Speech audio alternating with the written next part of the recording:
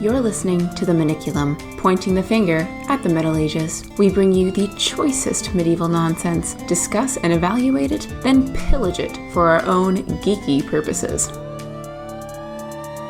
Okay, so you've prepared us something special for our Christmas holiday episode. I have. So, audience, when Zoe came up with the idea of having special holiday episodes... Because I'm basic. No comment. We didn't know what to do for the Christmas one for the longest time, and eventually we settled on the Second Shepard's play, doing a full dramatic reading / radio drama version of this late medieval mystery play that was usually performed around this time of year. I am so excited for this. I have not read this one, so this is going to be a dry reading for me. That's going to be fun. Oh dear. Can we do voices? Can I do horrible voices? You are very much encouraged to do horrible voices. I was honestly just assuming you would automatically.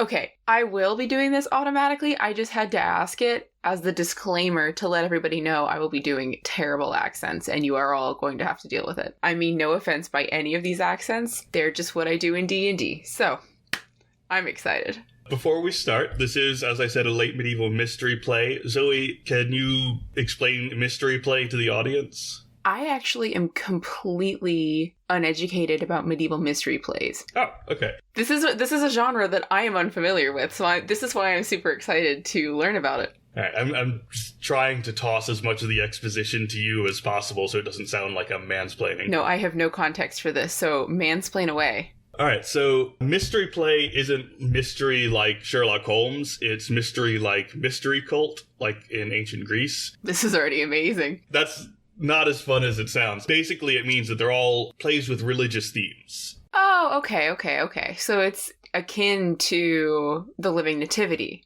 Yeah, it's, I guess, the ancestor of a Christmas pageant. Okay, this makes sense. They used to have a whole array of these mystery plays for all times of year. Right. And would this go all the way back to Roman tradition? Like Roman and Greek tradition of putting on plays? Might. That is what I would infer, given that they would have like bacchanalias and they would have all these festivals, and putting on plays would be part of that. And we already talked about mummers' plays at Samhain, at Halloween, so it totally follows that you'd have the same sort of thing at Yuletide.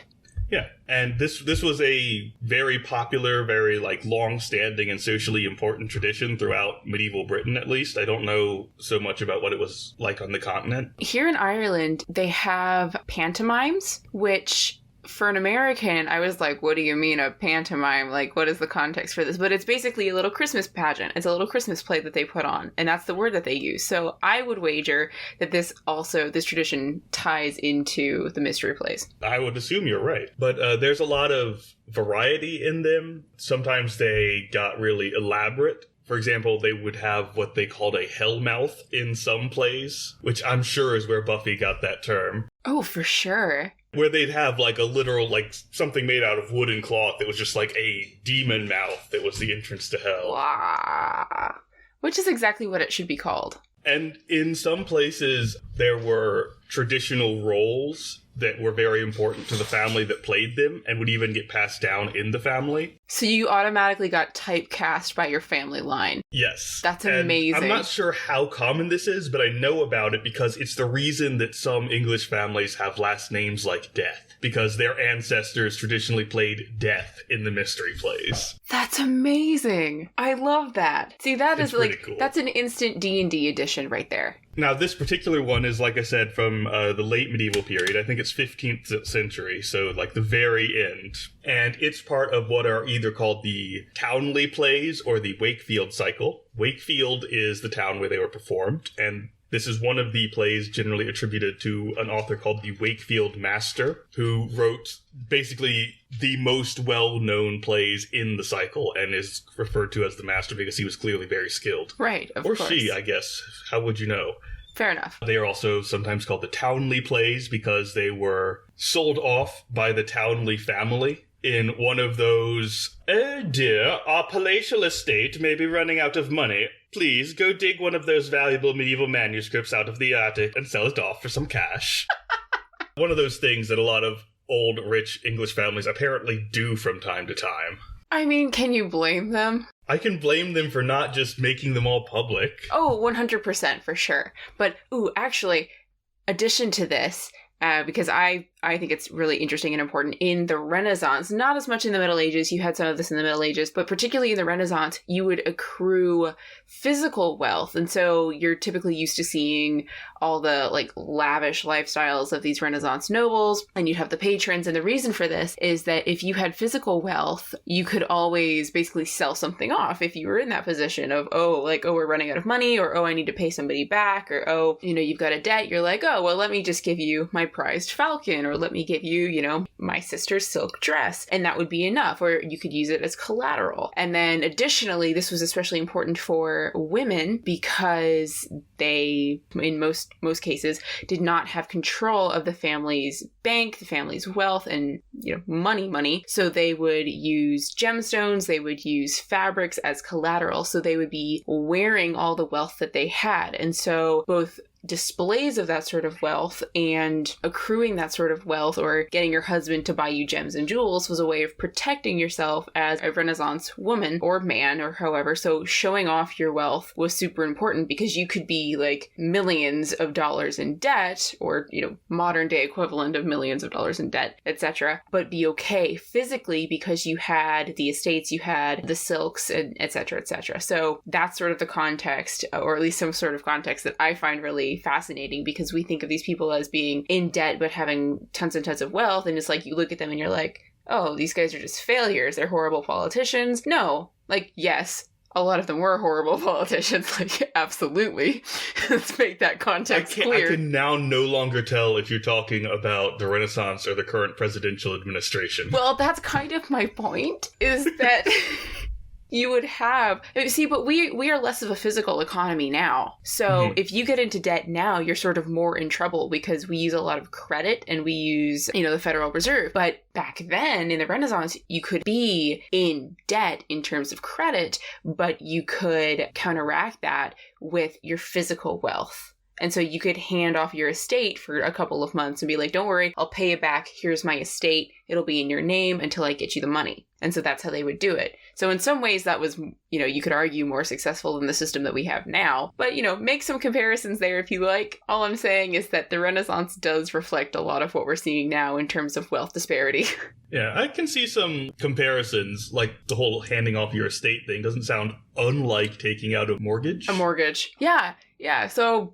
and a lot of it was more family oriented. So you'd be handing off your estate to your uncle as collateral as opposed to handing it off to the bank. Just some interesting medieval monetary context there that I find really fascinating. Also, if people went around wearing a lot of their wealth, I can only imagine that kidnapping was booming. Oh, yeah. I mean, why not? You don't even have to kidnap them for that long. You just, they're on the road, you surround the carriage, you're like, okay, you pull a Robin Hood on them. Just give me all your rings, and I'm set. Being a highwayman must have been so easy. See, but then you start getting into Renaissance mercenaries. You would hire mercenaries, and a lot of the times the mercenaries did better than the army of the little city-states that they had because, well, one, you're employed by the state versus you're employed by really rich people who pay you better, and you can also eat their food. Why wouldn't you be a mercenary? Right. So, highwaymen still kind of, but mercenary life in the Renaissance, a little bit better. Also a parallel to today. True. You can get rich being a mercenary today, but probably not being a soldier. Oh, yeah. Private security, you'd earn way more money than anything you'd make in the military. A lot of special ops guys get out and then go and create their own private security companies. Yeah, Betsy DeVos's brother. He has more money than he needs because of his private security work. There you go. In any case, jumping back a couple hundred years. Yeah, back to the 15th century. What we've got here is I've modernized the text a lot just to make it more accessible. And also, in some cases where bits were very, very long-winded or didn't make sense, I kind of just cut them down to the essence of it. Okay. Now, there are a couple reasons I picked this play. One, it is the most well-known of the Wakefield cycle. But two, the character with the most lines is named Mac. And so obviously I'm reading his part. And he's a thief. He is a thief, yes. Does your family have any background in thievery? If you look up the McGregor clan, it was literally illegal to be part of our family for a while. Oh my gosh, like you couldn't marry in? No, you couldn't have the name. You couldn't have the name? If your name was McGregor, you had to change it. We were outlawed for I forget how long, but it was back in the 17th century or something. Future Mac here. Since past Mac is not doing a good job of remembering the details, I will quickly quote from the Collins Scottish Clan and Family Encyclopedia. In April 1603, James VI issued an edict proclaiming the name of McGregor altogether abolished, meaning that those who bore the name must renounce it or suffer death. McGregor, i.e. the head of the clan at the time, along with 11 of his chieftains, was hanged at Edinburgh's Market Cross in January 1604. Clan Gregor was scattered, many taking other names such as Murray or Grant. They were hunted like animals, flushed out of the heather by bloodhounds. The law against having the name McGregor was repealed in 1774, so it was about 170 years. So there you go. Some probably completely irrelevant family history for you. Was that like a personal feud, or was this when the English were like, we're gonna get rid of Irish and Scots? A little bit of both. It was because the English were siding with one of our rival clans, the Campbells. I love this. There needs to be a TV show made about this. There was a movie. There was? Yeah, Rob Roy McGregor, one of my ancestors, was a fairly famous cattle thief, and there's a movie about him out there somewhere. That's amazing! And a book by Sir Walter Scott. Oh my gosh! You come from some legendary stock.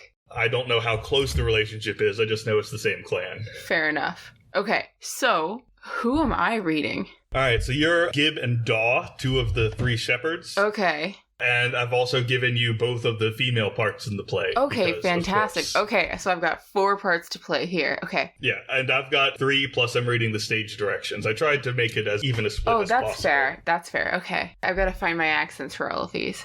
Alright, while you do that, let me share with the audience. If there is any call for it, we can put this in PDF forms up on the website. Mm-hmm. Our characters are Call, Gib, and Daw, all 3 of whom are shepherds. Call is short for Nicholas, like in the same way Xander is short for Alexander. It's shortening, it didn't survive. Wouldn't it be Cole? Could be Cole. Fair enough, okay. Gib is short for Gilbert, and Daw is short for David. I like it. These are all shortenings that I think are no longer common. As far as I can tell, Mac isn't short for anything, unlike mine where it's, as just alluded to, it's short for McGregor, but his is spelled with a K instead of a C, so I think it's just a standalone name. Yeah, makes sense. His wife is called Gil, which is just the medieval form of Jill. I love that. Okay. And those are the only characters whose names need to be addressed. We also have brief appearances by some biblical figures whose names are what you expect. The angel and Mary, a virgin. That's literally her name in this. I love that. Mary, a virgin. Well, to be fair, the little descriptions and dramatic personae are entirely my work.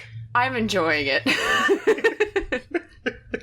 Alright, let me know when you're ready. I think I've got it. We're gonna roll with it. The accents might change, but you know what? We're just gonna go with it. Improvisation is the key to good stage acting, she said, also making that up. I'm not sure how accurate that is, but it might be true. It's proving my I don't know point. anything about stage acting. It's proving my point. Okay. And scene.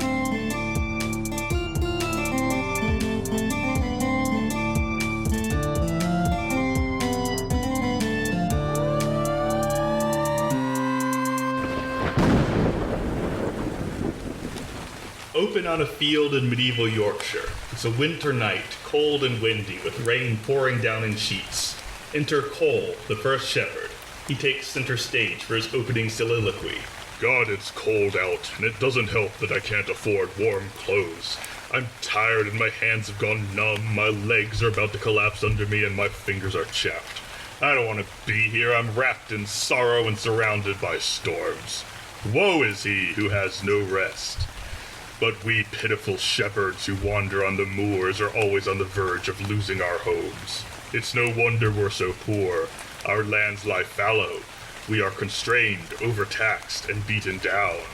We are kept tame by the oppression of the gentry. They deprive us of any rest. May Mary curse them. Those who are bound to a lord cause the plow to tarry and say it is for the best. We say it is for the worst. And note here, what he's talking about is enclosure, where land was made into like little fenced-off fields for grazing of livestock. That was basically depriving peasants of the land they would use to grow their crops. And so a lot of peasant farmers were forced into being peasant shepherds, which was better for the landowners, but worse for the peasants.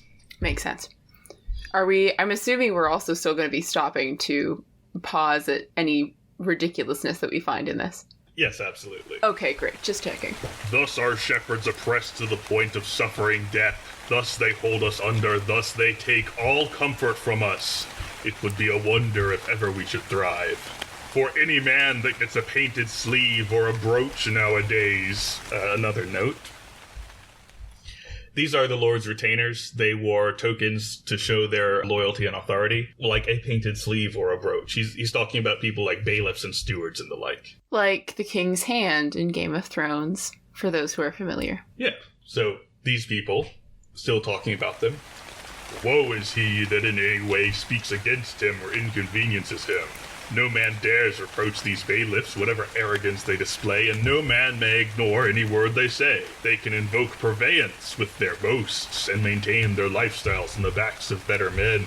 So purveyance is basically the medieval equivalent of what we now call civil asset forfeiture. When someone with any kind of legal authority can just roll up and go like, hey, because of X, Y, and Z, that's mine now. Nowadays, it's, we think your car may have been used or related to the commission of a crime, we're taking it. But back then it was more to like, oh, we need to help make things move smoothly here in the community. Maybe there's an official moving through who needs a horse to travel properly. We're taking your horse. And they could just do that the same way that, again, the cops can invoke civil asset forfeiture pretty much however they want. For an example that is kind of in between this time period and modern day, think of redcoats being housed in the American Revolution. They're like, hey, yes, we need places to stay. You guys are going to put them up. You guys are going to feed them at your expense. Yeah, same kind of idea. This is a long-standing thing that people with royal authority or military authority or governmental authority can just say, we need something, and because we make the laws, you have to give it to us. It just gets different names in different time periods. And it's horrible. Yeah, I'm not a fan. I don't like it. Okay. But back to Cole's complaints about this policy. Thanks. Yeah. Some bailiff as proud as a peacock can just rock up at any time and demand the use of my plow and wagon, and I'm obliged to give it to him. Thus are we obliged night and day to live in pain, anger, and woe. The bailiff must have whatever he wants, and I must go without, for I would be better off on the gallows if I were ever to tell him no. It does me good to vent as I walk alone. I will go to my sheep and sit on a ridge or stone, for I believe that the others will arrive soon so we can keep each other company, if they are true companions. Cole moves to one side as Gib, the second shepherd, enters. Gib takes center stage. Okay, and feel free to interrupt me when there's one of the footnotes. I'll stop at the end of the paragraphs, and you can explain the footnotes because I haven't read these. All right. God, what does this all mean? Why is the world like this? The weather is spiteful, the wind keen, the frost hideous. It makes my eyes water, no lie, which is apparently in the original text. Yep, that is direct. That's amazing. In the dry, in the wet, in the snow, in the sleet, when my shoes freeze to my feet, it's not all easy. But as far as I know, wherever one goes, we married men suffer and always have sorrow. Silly coupled our hen cackles, groans, clucks and croaks as she goes to and fro. But our woe is the rooster, for he is constrained. And a note, this hen has the same name as the one from the Tournament of Tottenham, because apparently it was a common name for chickens at the time. A koppel is the word for the comb on top of their head, so it's like naming a dog Spot. That's amazing. Those men who are married do not get their way. When they are ill-served, they just sigh quietly. God knows their lives are difficult, as they do not get their way in the home or in bed. I have my lot, I've learned my lesson. Woe is he to who is married, for he must abide. But now, late in men's lives, such wonder breaks my heart that some have 2 wives and even 3. I'll wager they were even worse off and feel sore. You young men out wooing, for God's sake, beware of marriage. Remember, you'll get no benefit from "if only I'd known." Much silent sorrow and misfortune has been brought by weddings, and you may suffer enough pain in an hour to last you all your life.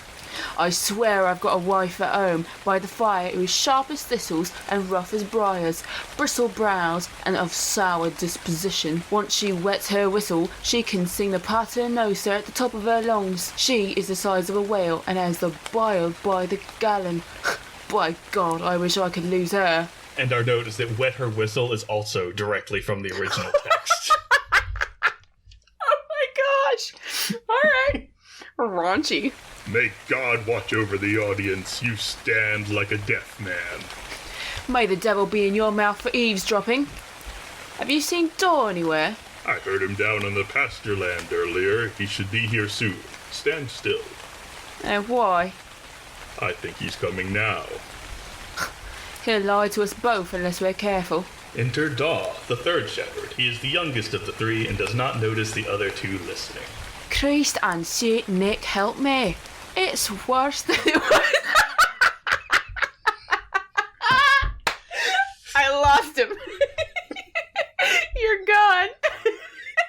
I told you I was going to do weird voices. I wasn't expecting that one. Oh, I'm a terrible person and my Scottish is awful. Alright. Christ and Saint Nick, help me. It's worse than it was. Those who know, take heed and let the world pass. It is ever in dread and brittle as glass as it slips away. The world has never been so, with more and more strange things, both good and bad. Everything seems like it's changing.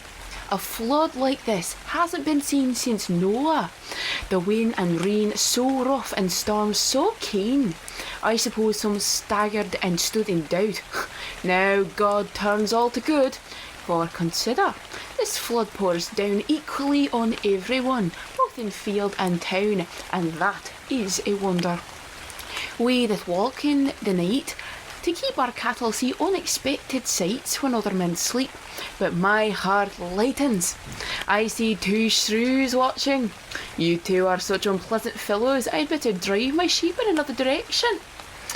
But my words are ill-spoken. As I walk on this heath, perhaps I will do penance by stubbing my toe. Sir, God save you and my master. Have you anything for me to eat or drink? And the note that I have attached to this is it is unclear who Dahl works for, because Cole and Gibb both seem to have some kind of authority over him and share responsibility for the same flock. So which one is his master is unclear. Okay. God curse you, knave, for an idle cheat. The boy raves. He has come too late, and we've already eaten the food we brought. Though does he look hungry? Unfortunately, working men like us have to live on dry bread. We are wet and weary outside while our masters sleep. Food and drink come slowly to us, while our lord and lady can very quickly take a bite out of our wages and pay us later. But sir, if you are displeased by my tardiness, hear this truth. I shall work according to the wages I receive.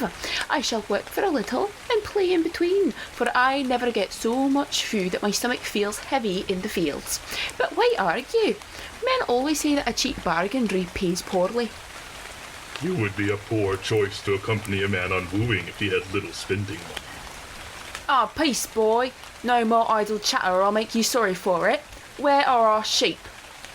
Well, I left them in the green field while they ring the lodge. They have a good pasture there. We have a couple footnotes attached to that. First, leaving your sheep in the grain field is technically illegal. This guy's an incompetent. And lauds is the dawn prayer.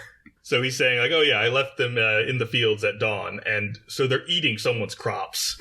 Oh boy. Yeah, Daw's not really on top of it here. Sounds about right. Before we part, someone should provide a song. that might cheer us up. I agree. I will sing the tenor. And I the treble. Then the middle falls on me. All right. 1, 2, 1, 2, 3, 4. They sing. Zoe, do you have a song in your heart? Oh Lord, oh dear. Okay. En når jeg vil klein må god myskeri her I weiten van og riven jag fasis fich doch hier giles heen Janes og jeg stor sin kuguera klus og gloru en når jeg vil og riven jag meichten us alban. All right, that was good. Thank you. During the song, enter Mac. He is wearing a cloak over his shepherd's clothes. God, by your 7 names, you who made the moon. I love how diverse this little village is. All right. Yes, continue. You who made the moon and the stars, your will is unclear to me. I am unsettled in my mind. I wish I dwelt in heaven with you, where no children cry and I can have peace. Who is that pipes so poorly? God, I wish you knew what I put up with. A man who walks on the moors and has no freedom. What's up, Mac? Where are you going? Is he coming over here? Oh, everyone keep your hands on your wallets. Mac reaches the others and Daw pulls the cloak off of him. How dare you? I am a servant of the king, a messenger from a great lord, and things of that nature. Fire upon you, leave my presence. I deserve reverence, and you ask who I am? What is this nonsense? Mac, are you trying to play the saint? I believe that the shoes can counterfeit. May the devil hang him. I shall complain to my lord. I can have you all flogged at a word if I tell him what you did. Is that so, Mac? Take out that southern tooth and stick it in a turd. Oh my gosh, that's amazing. A note for the audience. This is from the north of England, so the southern tooth is a reference to Mac putting on an accent from the London area. So he's doing the posh RP. Okay. Yes, but I can't do that, so I did southern accent. That's beautiful. I love it, and it works. The devil's in your eye, Mac, and I'd like to give you a smack upside the head. Are you going to keep pretending like you don't know us, Mac? I'd like to hit you too. Oh, it's y'all! I thought I saw you good fellas. Oh, now we're back to reality. Look, Shrew, what are people going to think if they see you walk around here late at night? You have a bad reputation as a sheep thief. What? Everyone knows I am an honest man. But at the moment, I am feverish with illness, and my stomach troubles me. Seldom does the devil lay dead by the road. This is another direct translation because I really like the phrase. Oh, it's great. Yeah, according to the Teams edition, the sense of it is the devil doesn't truly suffer and thus should not be trusted or given sympathy. That is, if you see the devil lying dead by the road, it's probably a trap. I think I've still heard this phrase. Really? I think so. I believe that it's still in currency, but I'd never heard it before. Yeah, I'm pretty sure I've heard it before. Go figure. I am deathly ill. As sure as I stand here, I've hardly eaten so much as a needle this month. How's the wife? She lies by the fireplace in a house full of children. She drinks well, but everything else she does goes badly. She eats a lot, and every year she gives birth to another mouth or two to feed. Even if I were a rich and generous man, I would still be eaten out of house and home by my family. And if you come too close, you'll see that my sweetheart can be awfully foul. I don't think you could find a worse one. I would give everything I had to hear her funeral mass said. They just hate these women. Yeah, well... Everybody hates their wives. This is such a boomer... Right? ...play. It's like, oh, I hate my wife. Which is weird, because when we meet Gil later, like, she and Mac actually seem to be very much on the same wavelength. Like, they're not exactly, like, lovey-dovey with each other, but they're... Getting on. They're very similar people. Huh. Alright, I'm excited. Okay, I will bet nobody in this Shire is as tired as I am. I'd love to sleep right now, even if it meant having my pay docked. I am cold and underdressed. and wish we could have a fire. I'm spent. I've been running around in the mud all day. One of you keep watch? Not it. I need sleep. I'm as good a man as either of you, and won't stay awake while you sleep. Mac, lie between us. And what's left unspoken here is that this is so Mac can't steal the sheep while they're sleeping, because if he's in between them, then him getting up to do something will wake them. If it will keep you from assuming the worst about me, no fear. From my head to my toes, manus tua commendo Poncio Pilato. Christ help me. And this Latin is one of several examples in the text of the shepherds not actually knowing Latin and getting their phrases mixed up. That's amazing. So Mac just said, "Into your hands I commend Pontius Pilate." That's so deliberate, because the audience knows. Yeah. Because they would have heard this in Mass every single year, most likely. Right. And there's an open question for this particular line of whether it's just an error of an illiterate man who's gotten what he's heard in church kind of mixed up, or if it's intentionally sinister because of the rest of this scene, which is mostly Mac talking in stage direction, so I'm going to have to do some bits. Once the others are asleep, Mac carefully rises without waking them. Now it is time for one who lacks what he wants to sneak into a sheepfold and work nimbly therein. But be not too bold, or he might pay for it in the end. But the penniless man who wishes to profit needs good counsel. Mac draws a magic circle around the sleeping shepherds. Yes, we've got magic in this too. Around you a circle as round as the moon, to last until noon. You shall lie stone still until I am finished. Over your heads I lift my hands, your eyes go out, your sight is destroyed, but still I must make better work, if it is to be right. In some way not specified in the text, Mac improves the setup of his spell as the others snore noisily. Lord, how heavily and loudly they sleep. Though I've never been a shepherd, I'll certainly learn now. I shall creep near the flock, even if they seem spooked. As Mac speaks, he sneaks up to the sheep and leads one away. Come here, you. You shall turn our sorrow to cheer. A fat sheep you are, I dare say. And I wager that's some good fleece on you. I'll pay them back for the loan when I can. Mac goes back to his house with the sheep and calls for his wife. Gil, are you up? Give us a light. Oh, sure, look at who's making such a noise at this hour. I was just sitting down to spin in hopes that we might earn a few extra pennies. I curse those who constantly interrupt a housewife when she tries to make a profit through some small chores. Open the door already, hun. I've got something for you. Oh, I suppose I could unlatch it. Come in, sweetheart. Finally. Gil notices the sheep. Whew, you're liable to hang for that. Hey, I have to get food for us somewhere. In a bind, I can profit better than those who spend the whole day toiling and sweating.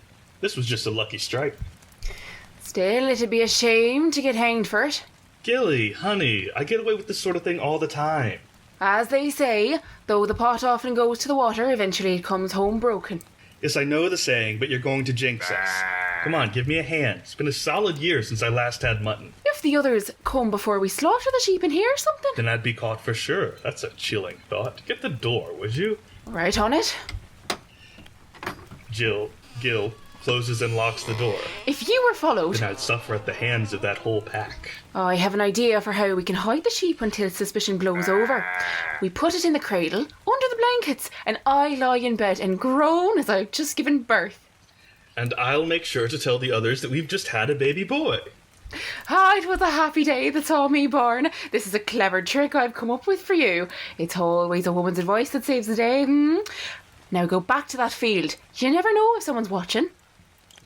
Yes, it'll be trouble if they wake up before I get back. Mac returns to the place where the others are sleeping. Good, they're still asleep. I'll slip in between them and make like I was there the whole time. He does so, and eventually falls asleep. Later, Cold wakes. Resurrexa mortuus, give me a hand. Iudas carnus dominus, I'm too stiff to get up on my own. My foot is asleep and I'm weak from hunger. I thought that we had laid ourselves near England. Man, I slept well. I feel as light as a leaf and as fresh as an eel. A couple things. I like those similes. They're great. I don't know what Laid Ourselves Near England is about. Both of Cole's lines are more mangled Latin. The first one is probably meant to be Resurrexit a mortuis, he rose from the dead. And the second one is probably supposed to be Laudes Canis Domino, sing praises to the Lord. Oh! And not anything that has to do with Judas. No, that's Judas instead of Laudus. Makes sense. That's it doesn't even make any sense. It just means Judas meet right. Lord. Yeah, I was reading it like I don't follow this one. Oh man. Okay. Anyway, Gib helps Cole up. Daw wakes as I do this. Oh, bless me, I'm shaking and my heart is beating fast. Who's making all this noise? I go pale with fear. Let me get to the door. Wake up, everyone! There were 4 of us. Where's Mac? Wake up. We were up before you. And I swear to God, I didn't notice Mac going anywhere. I thought that he was wearing a wolf skin. Many are, but only on the inside. When we slept, I thought he stole away in a fat sheep in silence. Calm down, it was only a dream. God brings good out of bad if it be his will. Wake up, Mac. For shame, you're sleeping too late. Christ and St. James, I can barely move. I think I laid on my neck wrong. One of the others helps him up. Many thanks. By St. Stephen, last night I had a dream that flayed my heart with fear. I thought Gil began to moan and go into difficult labor. Then at the cock crow, a boy was born, I just love this. adding to our flock. I have more flax on my distaff than I had before. Ah, my head. A house full of young bellies, may the devil knock out their brains. Woe is he who has many children and little bread. I have to go home to Gil. By your leave, of course. I didn't steal anything. Look, nothing up my sleeve. I would never grieve you or take anything from you. A couple notes on this. The idiom flax on my distaff means business to attend to. And the nothing up my sleeve is another pretty direct translation. He doesn't say literally nothing up my sleeve, but he does invite them to check and see if he has something hidden in his sleeve. Nice. Checking the wallets. Okay. Alright, go. And fare ill. Exit Mac. Now we better check and make sure we're not missing any sheep. I'll go count mine. We should meet up after we've all looked. Meet where? At the Crooked Thorn. What does that mean, by the way? Is that just some unspecified location? Local landmark. There's been some discussion of this, that maybe it's a specific hawthorn tree in the area. I like that. It could be used as a landmark in D&D. I also suggest a pub. Yeah, it's a good pub name. It's a good pub name. Meanwhile, Mac is back at his house. Unlock the door, it's me. How long are you planning to keep me waiting? All right, who is making all that noise? Go walk in the waning moon. The waning moon was considered unlucky. This is another thing I've footnoted, which is unfortunate since like half of all nights have a waning moon. But in this context, go walk in the waning moon is a mild curse with probably the same freight as go take a long walk on a short pier. Get cursed. Ah, Gil, what cheer you bring? It's your husband at the door. Oh, then we can be a crowd in here, and the devil in our band. Lo, here comes Sir Guile, making a noise as if he were held by the throat. I can't even sit to my work for a second, can I? Oh, listen to the noise she makes to excuse her not getting anything done while she does nothing but play and scratch her toes. Who wanders and wakes? Who comes and goes? Who brews and bakes? What do you think makes me so hoarse all the time? It's pitiful to behold how woeful a house is without a woman who can be. But what happened with the shepherds? The last thing I heard as they were leaving is that they were going to check for missing sheep. I don't think they'll be pleased when they find one missing, by God. But that's how the game goes. They'll suspect me, of course, and come shouting after me. You need to make the arrangements we talked about. On it. I'll wrap the sheep in swaddling clothes and hide it in the cradle. She does so, then admires her work. And I'd be able to pull a bigger caper if necessary. Now, I'll lie down. Come wrap me in the blankets. Yes, dear. Make sure to get them round my back as well, and if Cole and his buddies come, they'll search us thoroughly. I'll cry out if they find the sheep. Keep an ear out, they'll be here soon. Get everything ready, and then start singing a lullaby while I groan. Sing loudly as soon as you hear them. This'll work. I stake my reputation on it. Meanwhile, at the Crooked Thorn, the shepherds meet. Morning, Cole. Alas, that I was ever born! A disgrace! We are missing a sheep. Oh, God forbid. Who would do such a thing? Some shrew. I searched through the brushwood with dogs and found all but one sheep. I would swear by St. Thomas a Becket that either Mac or Gil was involved. Peace, man. We all saw when he left. You should be ashamed of such slander. I bet on my life it was Mac somehow. I suggest we head to his place right now. I swear to never eat bread until I know the truth. Then I swear I will not take a drink until we meet with him. And I swear never to sleep in the same place twice until we get our hands on him. They head towards Mac's house. As they approach, Mac begins to sing a lullaby loudly and off-key, and Gil groans in pain. Old John Brown's body lies a-mouldering in the grave. Oh, the sons of bondage whom he ventured all to save. But though he lost his life while struggling for the slave, his truth is marching on. Will you listen to how they warble? Our friend certainly enjoys crooning. I've never heard anyone so out of tune. Call him to the door. Matt, let us in. Who is shouting at my door so early in the morning? Right, 'cause you be sure to let us in if it were afternoon. Mac comes to the door. Speak quietly, y'all. My wife lies sick and can't stand the noise, and I would rather die than cause her to suffer more. Oh, go away! Every footstep makes my head ache. How are you doing, Mac? Fine. And you? What are you doing in town today? Oh, you're all wet and muddy. Come sit by the fire. Mac continues to speak as he ushers them in. It looks like I'm going to need to hire a nursemaid. Remember what I said earlier? My dream was true. Gil gave birth to a son last night. Not like we don't already have enough children, but one drinks what one brews. Speaking of, can I offer y'all any food or drink? I know you fellas work hard. And this is another idiom that I kind of enjoy. One drinks with what one brews is like the same general idea as you reap what you sow. Food and drink will not help our mood. Oh, what's the matter? One of our sheep was stolen last night. Dear me. Here, have a drink. He fetches drinks. If I'd been there, you can bet I would have fought off that thief for you.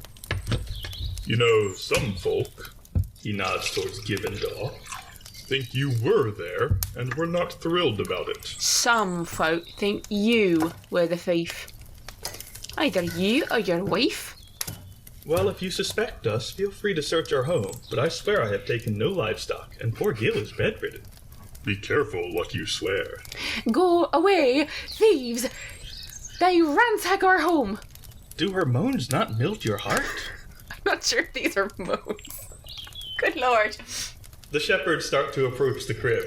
Thieves! Villains! Don't you go anywhere near my child. Your hearts would ache if you knew how she suffered in childbirth. You do wrong to trouble a woman who has just given birth. But I say no more.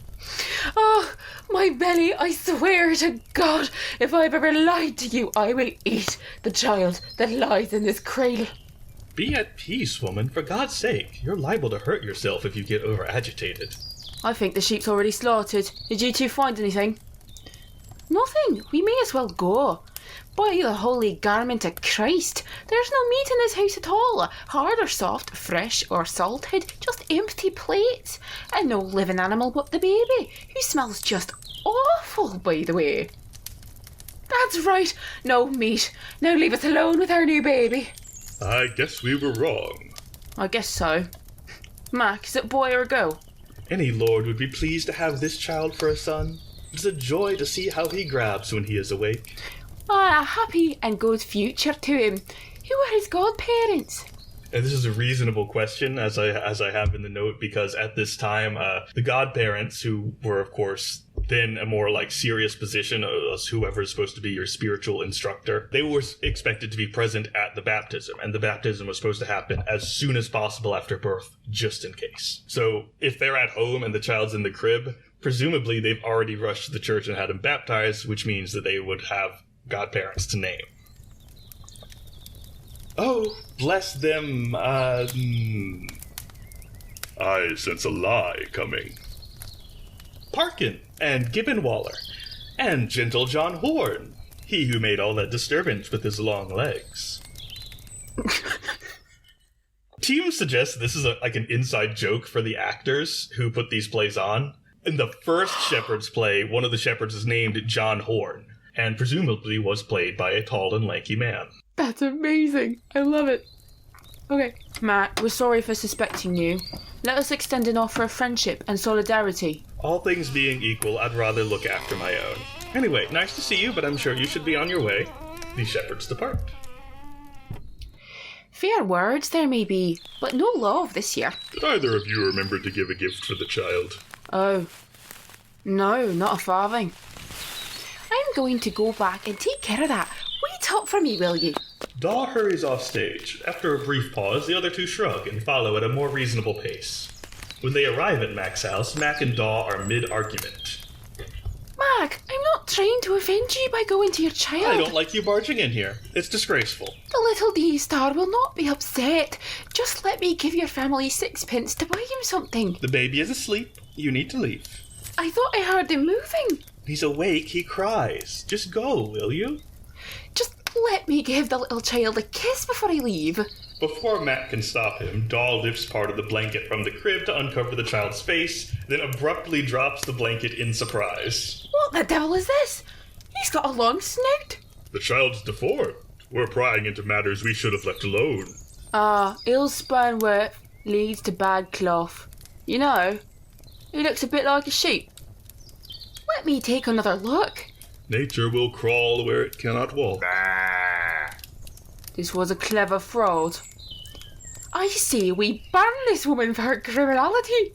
See how they've wrapped up the hooves. But I've never seen a baby with horns before. Peace, I swear, this is a child I sired and my wife bore.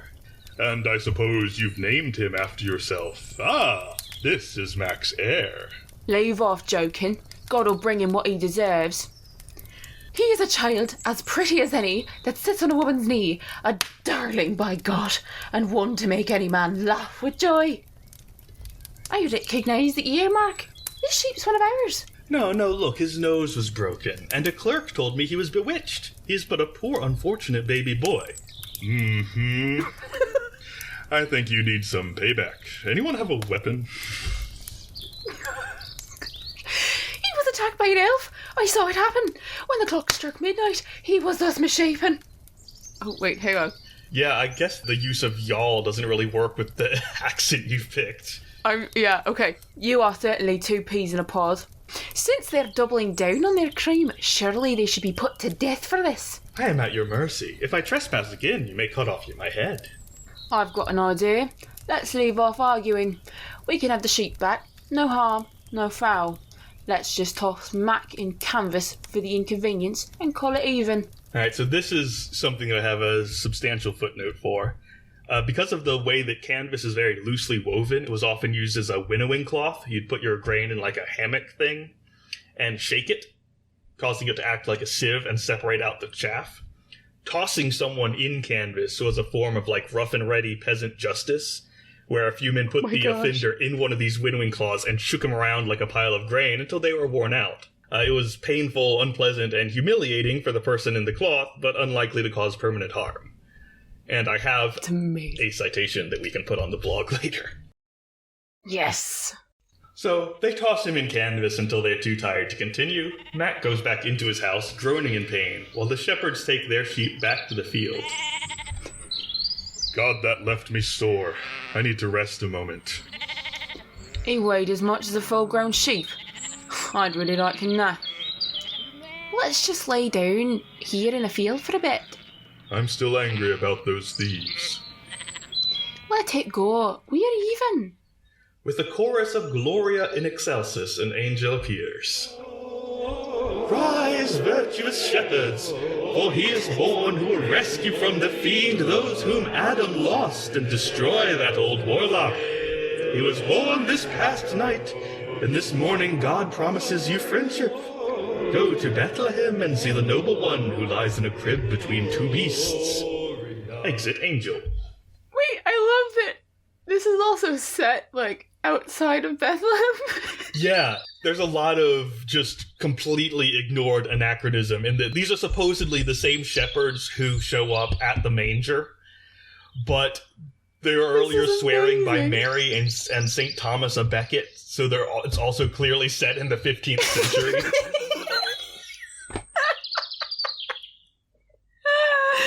This is amazing. That was a marvelous voice, but a frightening experience. He spoke of a son of God, and made the woods bright as a flash of lightning. He spoke of a child in Bethlehem. So signifies that star. Let us seek him there. What was that song? He sang it so well. Perfectly, with no note wrong or missing. I think we could sing it here ourselves. Let's see how you croon. Can you bark at the moon? That's also a direct translation, by the way. I just liked that. That's amazing. Right. Shut up. Follow my lead. 1, 2, 1, 2, 3, 4. Zoe, would you like to sing Gloria for us? I'll do a bit of it. Gloria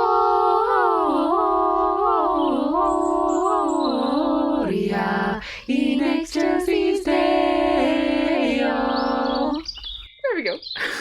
Hey, weren't we supposed to be going to Bethlehem? We should probably get a move on. Be merry, our song is one of mirth. Though we be wet and weary, let us go forth and see the child and lady. We must not lose this opportunity. The following lines are all spoken in a sort of travel montage. Did not David and Isaiah prophesy that a virgin should bring forth a child to free us from sin? We should look forward to seeing that lovable and almighty one. I wish to kneel and to speak to that child, though the angel said he was poorly provided for in his crib. The patriarchs and prophets wished so much to meet this very child, but they did not live to see the day.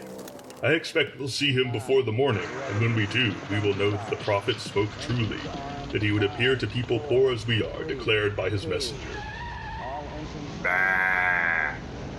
Let's go, it's not far. I can't wait to get there. Let us hurry together to that bright one. Lord, if it be the will, provide for us, poor unlearned folk, some gift to give the child. As they approach the stable, they are indeed provided with gifts. Cole finds cherries growing out of season. Gibbs somehow gets hold of a bird, presumably a live one. It's unclear. And Daw finds a toy ball. The shepherds enter the stable. Cole approaches the manger. Hail, young child, fair and pure. Hail, Creator, come from a maiden so mild. I suppose you have already cursed that old warlock Satan, the cruel trickster tricked. Jesus makes happy baby noises.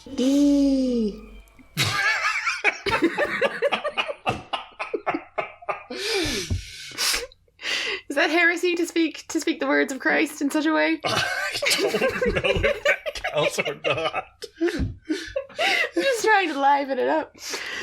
Oh dear. Lo, he is merry. Lo, how he laughs, my sweet one. A joyful encounter. I have kept my promise. Look, a bob of cherries. He displays the cherries, then presumably hands them over to Mary or Joseph. Gib approaches the manger. Hail, sovereign saviour. We've been looking for you. Hail, noble child and flower who is made as all things.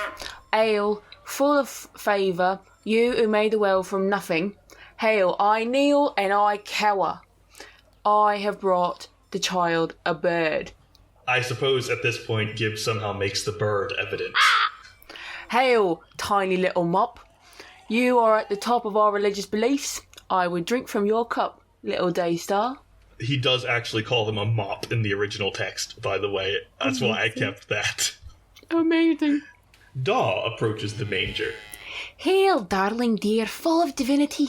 I pray you be near when I have need.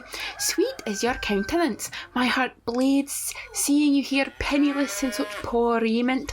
Put forth your hand. I have brought you only a ball. Daw gives the ball to Jesus. Keep it and play with it, and go to the tennis.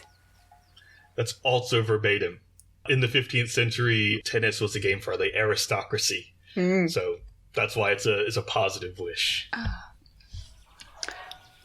The Father of heaven, God omnipotent, he who made all the world in 7 days, has sent us his Son. He spoke my name, and his Son alighted within me before he left. I conceived him as he intended, through his power, and now he is born. He will keep you from woe. I ask him to. Spread the news as you go, and remember this morning. Farewell, lady, so fair to behold, with your child on your knee. But he lies so cold. Lord, well is me. Now we should go. Yeah, no idea what that bit about lying cold is, by the way. Maybe he's still upset that he doesn't have a proper crib. I think so. I think that's the implication there.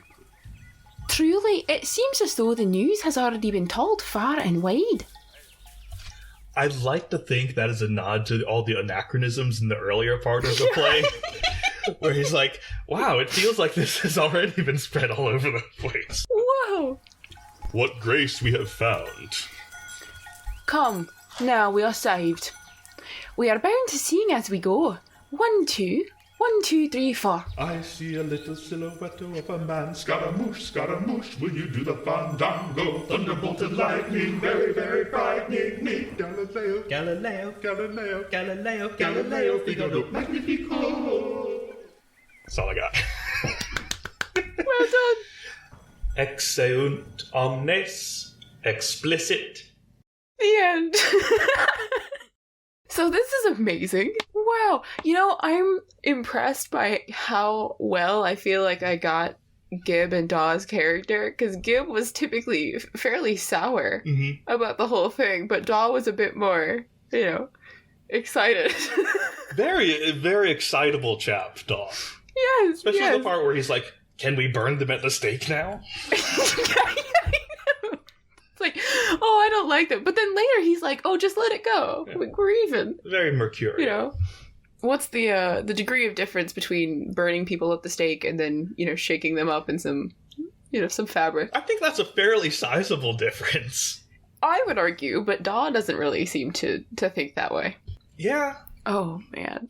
I'm just reeling from this entire thing, because I was thinking, like, okay, this is set in, like, England, because they're referencing all these saints and they're referencing Mary, but nope, they apparently zoomed back in time to go see Mary, who has one line. Yeah. I also suspect that the I thought we lay near England thing that Cole said early on was another kind of subtle nod to the fact that we're not actually in England. We're acting like we are, and in all ways, like, the script seems to imply we are, but we're in Bethlehem. It's amazing that we have political commentary as well at the very beginning of this. Yeah. He's like, let me just go off on the entire political establishment. And, oh, by the way, Jesus. Yeah, I did really enjoy that Cole started it with basically, ACAB. That's amazing. I love it. Because, like, the whole Jesus thing is, like, the footnote to this entire play. Because the story is not about Jesus. The story is about the sheep thief. Yeah, no, it's just like, this is what the shepherds were up to before they came to see Jesus. I love it. I feel like this explains a lot about humor at this time in England, and it explains a lot of Shakespeare's works as well, if you look at it as the evolution of plays. Because who was the intended audience of this play? Like, was Wakefield a town with an aristocracy that would be watching this? I think it was a pretty small town, and most mystery plays were for a very, like, public, common audience. Right. So I'm wondering if I'm wondering how much would they have understood that the Latin was botched on purpose, or if it was botched on purpose, because the jabs at the aristocracy I understand, and the entire thief skit I understand, because we see that in the sagas as well, is people, like, hiding their husbands, So the fact that it's a sheep. I would love to see this acted out. Yeah. All right. According to Wikipedia, by the way, Wakefield was a noble manor. Oh, okay. And according to this, it formed the caput, or like the ancestral seat, of an extensive baronial holding by the Warren family. Oh. So there were aristocrats, in town. Right. But who knows whether they would have shown up. The actual town was only a few hundred people. and Wow. and the people who were working the manor nearby, so like a handful of farmers and shepherds. Wow. And as for the Shakespearean influence, these plays were performed for a long time. So they're probably contemporary. Yeah, the Wikipedia entry on the Wakefield plays says that they were performed as late as 1576, which I believe puts them into Shakespeare's lifetime. Yeah. Wow. That's amazing. Okay. And during the Elizabethan era, women could not be actors. That's true. So was this early enough that women had an autonomy to be an actor? I don't know. Because when did that start? Let me see if I can figure that out. Yeah, that's a good question. Future Mac here. There is a really long digression where both of us try and Google around and find answers to this, but since it doesn't really make great radio, and in the interest of keeping this episode under the 2-hour mark, I've just cut the whole thing. The answer that we eventually land on is that in England, there were not female actors during the medieval period, as far as we know. There were some on the continent, and there were women involved in drama in other capacities, but as far as we could find, no women on the stage, so Gil and Mary were probably both played by men. Zoe did, however, find a source that indicates that women participated in mystery plays at least once in the 16th century, and also that within convents, there were private theatrical productions where obviously everyone involved would be nuns, and therefore women, because it would be way more scandalous to import a bunch of actors from town. I believe Zoe will put the sources for those up on the blog, so you can check it out for yourself. And if you figure out something more concrete, do let us know. Anyone who's trying to envision what this play might have looked like, do make sure to give Gil and Mary the same voice and acting as the women in Monty Python. The ones that are played by the Pythons themselves with a shrill voice. Yes, precisely. Oh, I did try and do that with Gil, because she just seemed to fit the character. You see what I mean about how she and Mac are clearly well matched. Oh my gosh, completely. Yeah.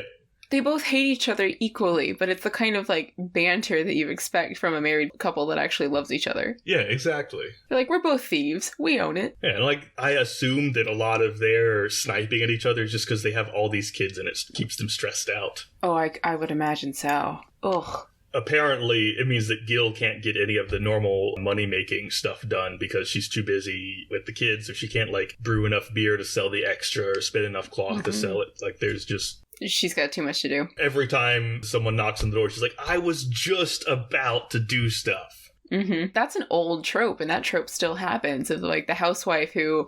you see it in A Christmas Story, which is, like, a modern-day Christmas mystery play. Because in The Christmas Story, any time that Ralphie's mom tries to eat dinner, somebody else is asking for another thing. Can I have another glass of milk? Can I have more mashed potatoes? And so she can't ever have a hot meal. I have only seen that movie once and I don't remember it well at all. Really? Oh, it's a classic in our family. We watch it every Christmas Eve. Yeah, but that's the trope, because it's set in 1950s, basically. And, like, that's the thing, is that older Ralphie is narrating, and he's like, yeah, my mom hadn't had a hot meal in 6 years. And he's absolutely pointing out, and you watch as somebody's always calling for something else, and she's like, she just can't. So it's been around forever. I also really like that they have Gil call out the whole, like, unappreciated, quote, women's work done around the household. Yes. Like, because that's still a thing now, in that women are expected to do all this stuff that's not really work. For the listeners, the phrase not really work was in finger quotes. Right. Like, oh, you have to take care of the kids, and you have to do the dishes, and, like, all of that stuff. And it's kind of denigrated as, like... And make supper. Oh, but you're not really, like, working. You're just That's keeping not up real work. But it totally is. It's a huge amount of labor. And I like that even 500 years ago, Gil is calling that out like, excuse me, what do you mean I don't do work? Who do you think makes the food and takes care of the kids? I'm running around and shouting all day. That's why my voice is hoarse. Yeah, exactly. And she's like, hey, I'm trying to earn us some wages and you're off over here thieving. Yeah. You know, is another layer you can even add to that. Yeah, I feel like there's a lot of room for a feminist reading of Gil. Oh, absolutely. Absolutely. See, I'm flipping through just because it's so wonderful. So Mac is also trying to put on this air at the beginning of the play where he's the servant of the king, and that just disappears and never pops up again. Yeah, I don't know what that was. My best guess as an interpretation is that he had some kind of scheme going where he pretends to be a servant of the king and like get something out of it, but it's immediately deflated because his disguise doesn't work and they all recognize him. Precisely. And also, like, these are his pals. These are his chums, you know? Even though they don't much like him. Yeah, oh, precisely. The other part I love about this play is that it sort of proves to us as a very modern audience, or at least we think we're modern, that humor has never changed. These people were just as sarcastic. They were poking just as much fun at each other. It's the same humor. It's the same problems the entire time. Yeah. You know, I feel like that humanizes the Middle Ages, and it shows us that, one, we haven't progressed that much, or, to flip it around, they were more advanced than we give them credit for. Yeah, I mean, I think what we come down to is, like, people are people, like, at all times. Oh, yeah. The trappings change, but it's still the same, like, basic humanity beneath it. Even if you go back thousands of years, I'm sure you'd still find, like, people are people. People are people. And I bet that this is one of the best sources that we have for understanding common culture, or vulgar culture, to put it in those terms. Vulgar meaning common. Because people couldn't write, people couldn't read, so how do you look at the culture that isn't preserved? Well, you've got archaeology, but at the same time, there's not a lot of archaeology of the common people, the common culture.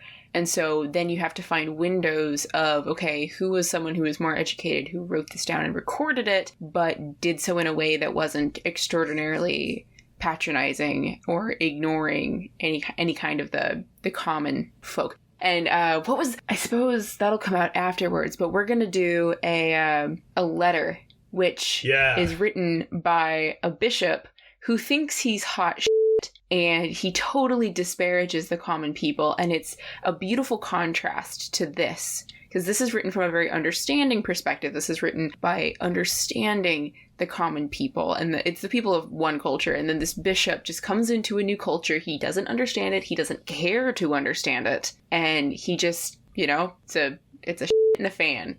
He's not there to keep things going smoothly. He's going to stink up the whole room. For the listeners, since we have a backlog of stuff that we recorded before we started doing the holiday episodes, that is a teaser for something that's, I think, months away. Probably, but it's there. So, just bookmark it and we'll come back to it.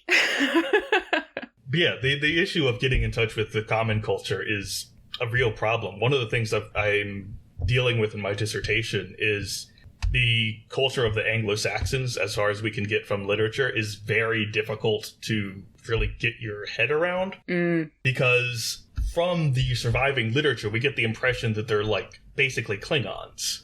Like it's all about war and honor. But that's because everything is written for the benefit of the warrior class who just happened to be at the top. Yes. What were the agricultural classes doing? We don't know. What were the women doing? Well, except for the parts where they come in and serve drinks to the warriors, we don't know. Yeah.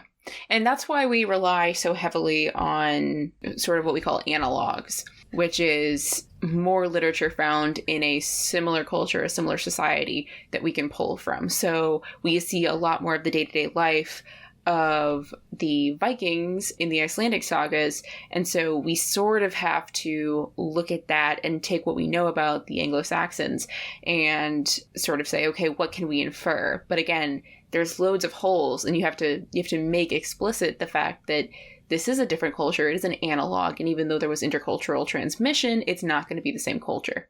But you got to work with what we have. So the farther back you go, the less there is. Speaking of the Vikings, as Saga Thing has pointed out several times, even though we have a much larger corpus of Icelandic literature than of Anglo-Saxon literature, or depending on how you want to phrase it, more Old Norse literature than Old English literature. Mm-hmm. It's still written for a male audience more than for a female audience. Oh, for sure. So the roles of the women are always kind of pushed aside. Mm-hmm. But we do see hints in the saga that there is a whole, like, culture and a whole social mechanism that is dominated by women that we only get glimpses at because we're reading literature that was written for men. Yep. Yeah, it's really tricky. And it's something that I've had to grapple a lot with in my dissertation talking about magic, is that the majority of the texts that we have on magic are about the prohibition of magic and very much against witchcraft. And so, well, who were the predominant group who were considered witches? Like, yeah, there were some male witches, but the majority of the people being burnt or prosecuted were women. And there's a huge thing about that, because it's like, okay, is it the fact that they're women? Is it the way they practiced magic? Is it how they practice magic? Is it the fact that if you're in the church, you're a man and you're practicing okay, quote unquote, magic, versus these women who are practicing older traditions of herbalism and that wasn't disapproved of? Like, how do you break that down? How do you understand that? And so there's definitely a level of misogyny there, but it's more complicated than that. And so trying to break that down, but also not oversimplify it as, oh, well, we just don't have this, or, oh, it was simply because they didn't like women, is tempting and difficult to parse. There was a speaker on Icelandic witchcraft who came to Purdue, I think, a year ago. Ooh! And one of the points he made is that the traditional image of the female witch is culture dependent even within Europe. Absolutely. And so if you look at, like, statistics of witch trials, in, like, one country it'll be all women, in another country it'll be a more even mix. Mm-hmm. And I think, if I'm remembering correctly, in Iceland it was mostly men who were prosecuted for witchcraft, and that's why it stood out as kind of like an unusual... Yes, and in some places, I want to say in what is modern Germany as well. I actually have a fantastic book over there. I'll have to cite it. Male Witches in, I think it's the early modern period, but it's about male witches. Actually, let me go get it, and that way I can just read it, and I will also cite it. Real quick, since I couldn't remember the guy's name while we were recording this, I went back and looked it up later. I am referencing Dr. Maur Jonsson from the University of Iceland, and I believe the book Zoe is referencing was in fact the source that he was using for the data that we're talking about. So the book is entitled Male Witches in Early Modern Europe by Laura Apps and Andrew Gow. And I especially love it because it actually gives you tables counting, like, okay, what's the percentage of male to female and what's the specific context of each of these. Okay, so it was Estonia. Between 1520 and 1729, 60% of witchcraft prosecutions were against men. It's pretty high. It is pretty high. It's also nice that it's close to 50-50. True. Oh, here it is. In Iceland, between 1625 and 1685, 92% of prosecutions were against men. I heavily recommend this book. So it is Male Witches in Early Modern Europe by Laura Apps and Andrew Gow. Very good book. A bit data heavy, but it's a good read. I think it really says a lot about, like, the differences between culture across Europe. Is like, do you think of witches as male or female or either? What brings your community to a witch trial? Yes, exactly. Yeah, like, what are witches? What are witches exactly? What is the definition of witchcraft? Is something that I think we just sort of paint with a very broad brush, particularly in modern fantasy literature and in, even tabletop games like D&D. It's like, oh, well, you've got sorcerers and you've got warlocks and you've got wizards, but where does the witch fit in? And what does that mean? And how are you taking ideas of witchcraft and sorcery, and how are you understanding those differences? Because I know that in my campaigns, one of the key questions that I really like my players to grapple with is, why have I picked this identity and this word for how I use my magic? And why is it okay for me to be this type of magic user but not that type of magic user if it's the same magic. Is it the same magic? Does it come from the same place? Like, this is the stuff that I'm really interested in studying, not to co-opt the entire episode, but it's one of those questions that you really have to think about and people don't think about. And I think it's because we live in a very post-supernaturalist world. A lot of people don't have faith or don't consider the supernatural in their day-to-day lives because we rely on science so much now, which is fantastic. I love all the science that we have. But when you're studying these older periods, you have to understand that everyone was a supernaturalist. And the other world was real. This stuff was real. And so you can't laugh off your neighbor making a joke about the devil or summoning something because no, that's what they're actually doing. Yes, they'd make jokes about it, but are they really summoning a demon for some more milk? Like, you don't know. And so it's important to understand that mindset when you're reading anything that's medieval. But I'll get off my little pulpit now. It's okay, it was interesting. But to pull back to D&D for a second, do they not have a witch class in 5th edition? No, it's just wizard. So it's a gendered term. Oh. It makes it a gendered term. It's implied that witch is a gendered term because you have like the monsters who are hags, and hags are always women.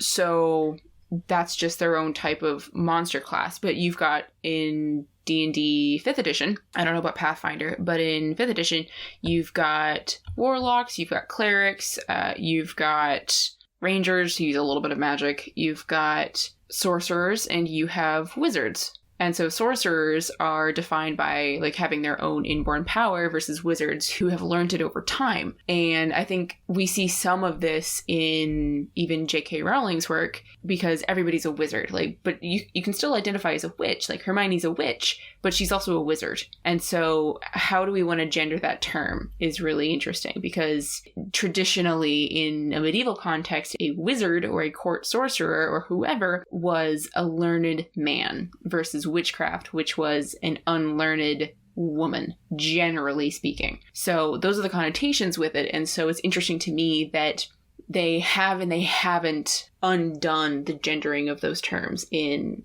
D&D 5th edition because anybody can be a wizard, but it's up to you whether you want to name yourself as a witch or not. See, this is one of the many ways in which Pathfinder is better than 5th edition because do they differentiate the two? There's a witch class.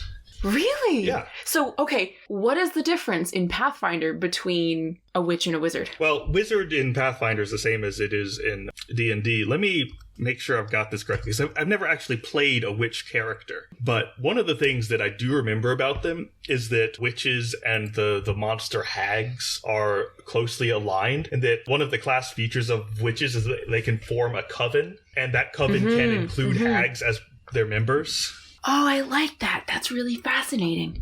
I think in both 3rd edition D&D and Pathfinder, witches, it's not one of the like classes you find in the core book, but it was in both added in later. That's very interesting.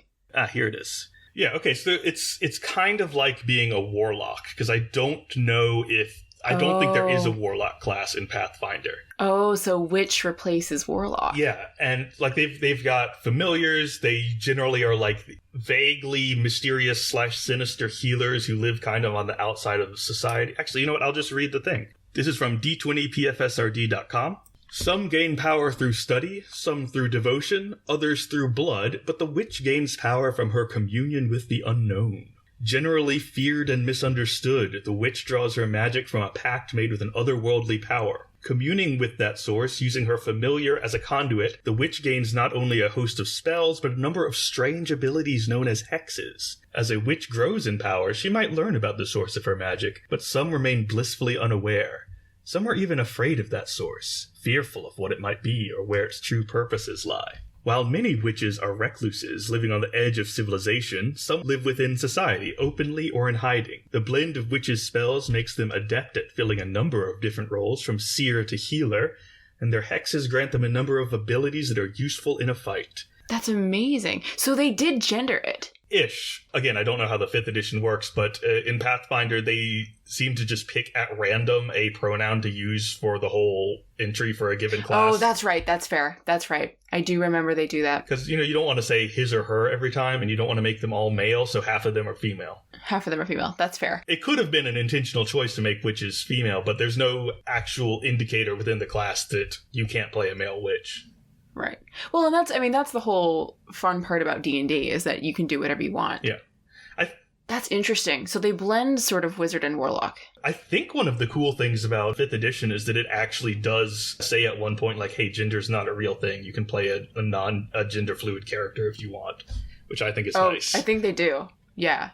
That's very cool. But yeah, it looks like it's basically a warlock, but with a few, like, extra stuff. But it's a very similar concept. That's fascinating to me because that draws on the ideas of witches as inherently tied with the demonic, which is sort of what warlocks are. Yeah. That's basically what warlocks are. I'm sure that's the inspiration, is that whole idea of like, oh yes, the witch has a black cat, and that black cat is a demon in disguise that grants her powers. Right. But that was a late addition to witchcraft and the knowledge of witchcraft, because before that, witches appeared much, much more like the wizard that you would see in 5th edition. And you could be like a high-landed wizard, or you could be the sort of town healer sort of wizard, which historically, traditionally, would have generally been a witch. So if I had to differentiate between the two, a witch is anybody, regardless of gender or identity or whatever, who typically does smaller healing herbal remedies and might, in some cases, turn to the demonic, but could also turn to God at the same time, versus someone who is a learned wizard generally tried to stay in the realm of natural magic, quote unquote, and they tried to secularize it so the church wouldn't go after them, they'd go after the witches. But again, I reference my favorite fact about witchcraft, which is the number one purveyor of necromancy was the clerics. So any of y'all playing clerics out there, that is an option. You are not a warlock necessarily, but you can turn to the devil. I'll sign off on that distinction. Both clerics turning to the devil, of course, but also witches being like, you're the sort of person who's kind of embedded in the community, you do healing work, you're a community figure. Whereas if you're a wizard, you're an academic figure. Regardless of gender, or a politician. Like that's the division. Right. Yeah, it's sort of a low versus high brow magic. But regardless, should we go through our categories? Yes. Oh, but first, to bring this back to the actual text, to the meaning of Christmas. We did have a male witch. We did have a male witch. Oh my goodness. And we don't know what his spell actually was. Hang on. I gotta find it. Where's my little tab?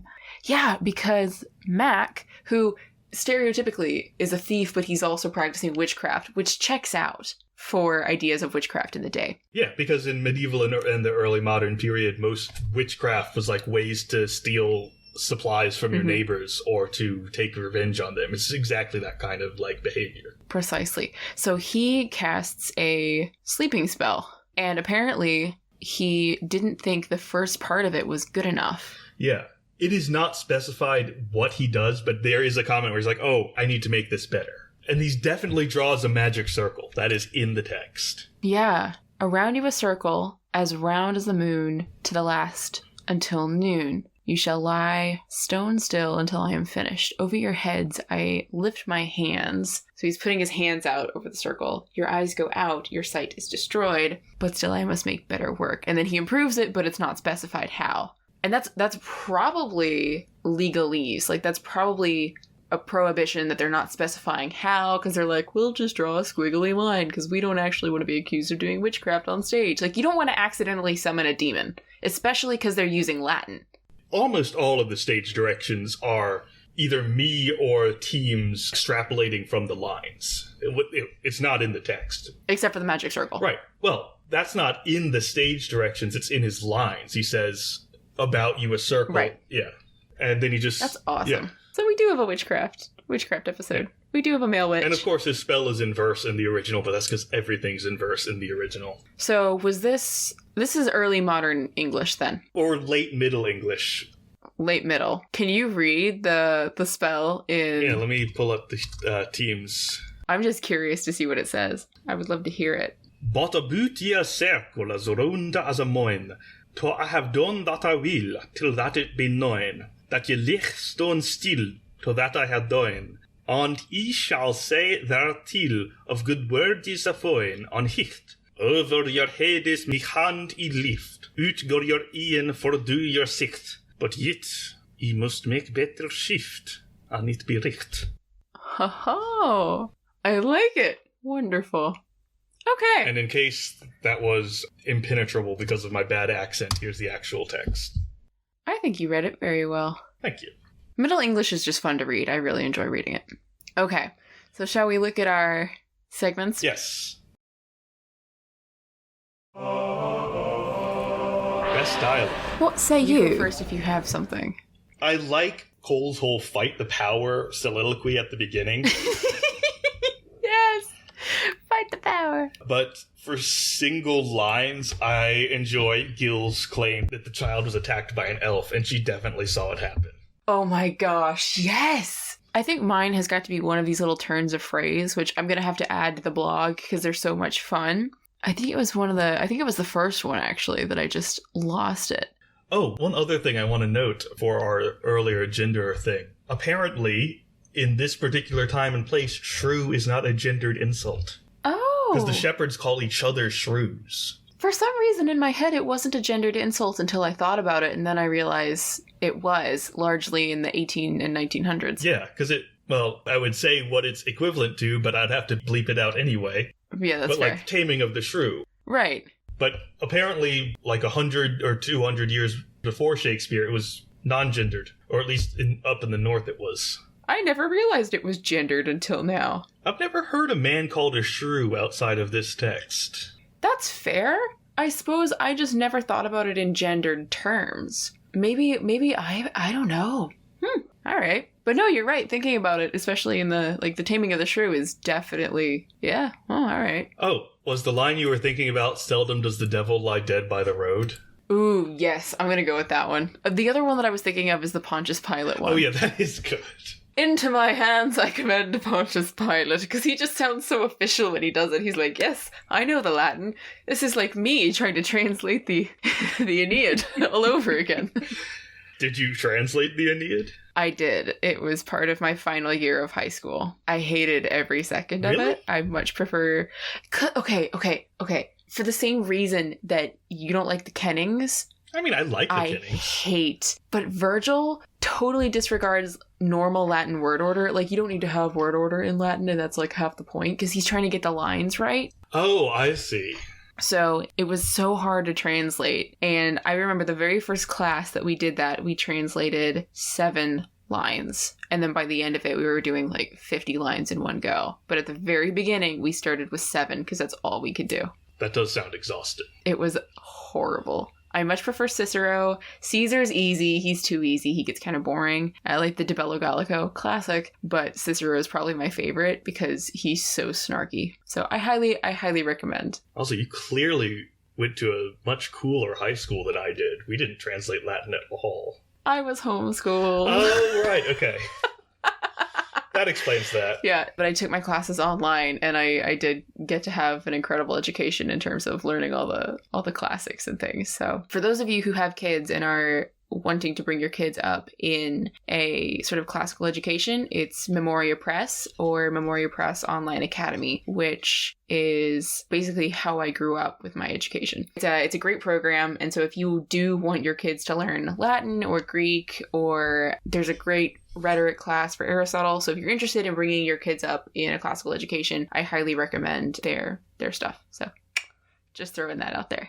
Because, hey, it takes a village to raise people, it takes a village to raise a kid, and it is also your responsibility to bring your children up right with the education that you want them to have. So, putting that forward. I believe in good education. And they're probably not getting a classical education in American public schools. So I went to a pretty good public school as public schools go, and we got none of that. Yeah, no. But I will say that 7th grade Zoe feels very vindicated that she's using Latin every single day as a medievalist, because 7th grade Zoe was not happy that she still had to do Latin.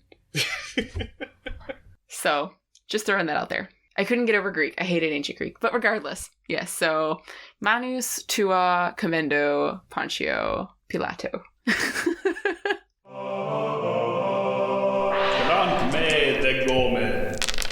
What are we going to use for D&D? Okay, well, we've got the Thorn. What is it? The Crooked Thorn? The Crooked Thorn. Which is either a landmark or a fantastic tavern name.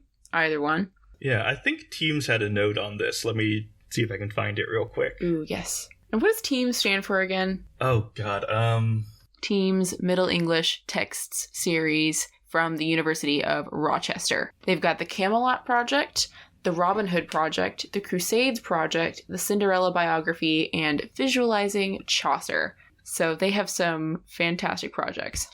Here it is. They're the Teaching Association for Medieval Studies. Ah, there we go. I guess the TE in Team stands for teaching. They're emphasizing that part. Okay, apparently one edition of this series of mystery plays refers to, quote, a remarkable thorn tree which was known by the name of the shepherd's thorn that stood in Mapplewell, which is a town just south of Wakefield. However, both thorn trees and places named after these are common, and in Milton's poem, that's a French word that I can't pronounce, L'Allegro. Alright, yep, keep going. He has a couplet that reads, every shepherd tells his tale under the hawthorn in the dale. So apparently the hawthorn trees or thorn trees were fairly common landmarks among rural communities. Makes sense. Okay. What else have we got? I mean, you could potentially try the whole stealing a sheep and dressing it up as a child thing. I would really love to do a campaign where the characters start out as just peasants, like, in their everyday peasant lives. Like actual peasants. And it's just like, all right, you need to figure out how to not starve under your lord's oppression with your first level cantrips. Go. Yes. Because that would check out, because you've got low level magic, you've got peasants who are just trying to do their thing. I love it. All right. Anything else? I mean, you can use the names. I think the shortened versions of the names are fantastic. You could, if you wanted to do like a Harvesttide festival, you could incorporate one of these plays or parts of it. That's some good set dressing. Oh yeah. Because then you don't have to do anything dramatic. You can just, read off a couple of lines and just throw it in there. And then later you meet the actors in the tavern and they're like, oh, I had to play Mary again. They're really pissy about it. And of course you can do the Monty Python voice if you're doing the play. Yes. Oh, and a small thing, but I like the toss-in that shepherds at this period had, like, specific ways to mark the sheep's ears so that they could identify which were members of their flock. That could be a plot point to keep in your back pocket. Ooh, yeah, that would be a really good plot point, actually. Find the missing sheep. Again, for a low-level party. Yeah. Oh, yeah. Here in Ireland, because they don't cut the sheep's ears anymore, they don't tag them, but they dye the sheep different colors, and it washes out when you actually, like, shear them. And so you can be driving around in Ireland, and you just look up at the hills, and there's just different colored sheep all over the place, like bright blue, orange, you've got orange and green, you've got yellow, just sheep everywhere, different colors, purple. That's pretty cool. It's really cool. It's a non-harmful way to figure out which sheep are yours, because they just graze. I was expecting you to say they microchip them. No, that would be another thing you could do, but that's probably pretty expensive. I don't know. My dog has a microchip in case she gets lost. I think it... Well, yeah, but if you're doing, like, a couple hundred head of sheep, that'd be hilarious. You could, like, GPS track where your sheep go. That would be fun. That'd be amazing. Be like, where do they really like to go? What's their favorite grazing spot? How does that change over the years? You know what? I bet you that would tell us a lot about, like, the Irish landscape and Irish ecology. Mm-hmm. Somebody needs to fund this. Yeah. Like, this would be a great study. Oh, darn it. Why am I not an ecologist?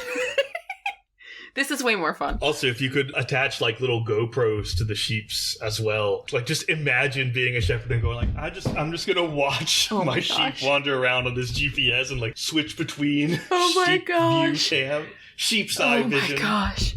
That'd be amazing. That would be so much fun. That would be amazing. All right. Anyone who's got sheep or any sort of grazing animal that wants to try that, please let us know how it goes. Yeah, that sounds like fun. Yes. Okay. That's all I've got for a D&D game, really. Yeah, I don't have anything else either. Yeah, just having a mystery play. You get to know the actors. You could do like a little mini quest about whatever issues are going on with the actors, and it comes out on stage. Okay. How many ages hence shall this our lofty scene be acted over, in states unborn and accents yet unknown? Echoes in modern culture. Well, we still have the trope of the woman who can't sit down for the life of her to just get some work done. We still have that. I mean, we still have nativity plays. That's a big one. Yeah, we talked about that near the beginning. This is like the ancestor of your Christmas pageants. Yeah. Yeah, and this would be part of like the Yuletide festival as well. And I think you said this reminded you of Shakespeare, which I think counts. I mean, he's modern enough. He's not the Middle Ages, therefore he's modern. Early modern. It's right there in the name. We'll count it. All right. Comitatus. Well, we don't really have that big of a cast of characters here. We've got 5 main characters. I say we just include all 5. Yeah, and we just leave Mary and the angel out. Yeah, they don't count. They don't count. Mary only gets one line, and the angel is an angel. Hello, I'm an angel. Jesus is here. Please go visit. Move along. Yeah, I mean, theoretically, we also have Jesus and Joseph on stage, but they don't get any lines. That's true. Depends on how big your cast is. Okay. I guess if we're judging by the dialogue, whoever's playing baby Jesus should make some sort of noise, but that's just a baby and, like, you try and entertain it. I would bet that they didn't even actually use a baby half the time. Probably. They just, like, wrapped up a gourd. I'm going to assume that they just had whoever wasn't very good at acting dress like Joseph and stand at the side and go, yeah, you are spear carrier number 2. Yes. All right. I don't think Tolkien took anything from this. I don't know if he could actually do a Tolkien tally here. No, but apparently there are some people in the Facebook group who are on top of that, so we may hear differently. That's true. That's true. Actually, do you want to take today's Tolkien tally and kind of cover what's been on the Facebook? Sure, but since you're the one who actually responded to that, I feel like you should present it. Oh boy. Okay, let me see if I can find it. The Tolkien tally. Okay, here's one. Here we go. So we've got Peggy, hey Peggy, who commented and said, listening to the Eric the Red episodes, I wondered if something else you could have included as a Tolkien reference is the Flight of the Noldor and / Return to Middle-earth. I normally think of that as having different references, but there is being outlawed, leaving to avoid judicial process for killings element. Then in Beleriand, there are initially not bad, but then increasingly hostile interactions with the existing population. I'm horrible with his names, Helcaraxa, or like the ice crossing, doesn't quite fit as Greenland, except as a place for people to die, though no zombie elves getting into bed with other people's husbands, as far as I can remember, which I thought was an incredibly astute point here, because you do have this entire crossing in exile from Valinor, and because I was thinking of the ship crossing, I think, where that's sort of a purposeful trek out, and then the rest of the elves, or a group of the rest of the elves, follow along, and they're like, oh, okay, well, we've made this oath, and we gotta go after the Silmarils, and we gotta go get this thing. So it is a quest. I don't know if it's necessarily in the same vein, but Tolkien definitely pulled from this tradition, whether or not he pulled from this saga specifically. And so what was the other comment that I made about this? Yeah, he was definitely aware of the social mores of the Icelanders as he developed Middle-earth. And I suggested on this point, you can consider, for those of who have read the Silmarillion, you've got Maeglin and his father Eol, who is a dark elf, and he's one of the only dark elves that we actually see in any of Tolkien's works. And Maeglin, basically, his mom was kidnapped by Eol, and he was the product of this. And did you say by Eol? Eol. E-O umlaut L. Oh, okay. I thought you meant Skala Grimson. Boom. And don't you know it? Egil just pops in there. No, that would have been something. I would not have expected that from Tolkien. But no, so Maeglin comes back and struggles with being kind of a part of the society and can't cope with it because he's been sort of in exile for his whole life. And then Eil, of course, is just not incorporated into society at all. And so we do have this tension of killing people for their wives sort of thing that definitely came from the Icelandic sagas. So yes, so thank you, Peggy. That was an amazing observation that I totally missed, and I think you could connect it to Greenland and the crossings there, especially, you know, if not Greenland, then at least the Icelandic sagas and the transition of people moving to Iceland, particularly because they were exiled. And of course, Tolkien would have definitely had that in the back of his mind because he was, of course, a fan of the sagas. So yes, whether he was thinking of Greenland or not, he was definitely familiar with the motif from the settling of Iceland. Yes, definitely. Okay, what else have we got? The Dungeon Master's Dictionary. Well, we've got the names. You can always take the names. Mm-hmm. And we've got these wonderful little turns of phrase. Yes. So the first one is wet her whistle. Yep, which apparently dates back at least 500 years.